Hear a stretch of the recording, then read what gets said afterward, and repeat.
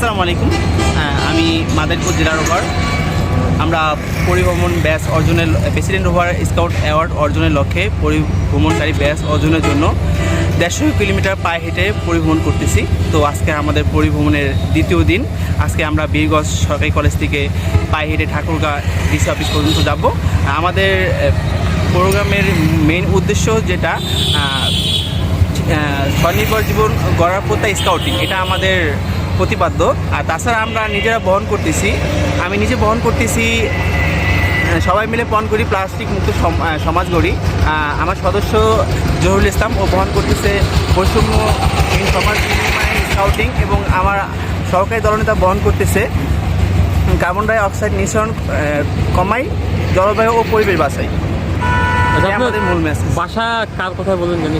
যে আমার বাসা শিবচর মাদারীপুরে, মাদারীপুর জেলা শিবচর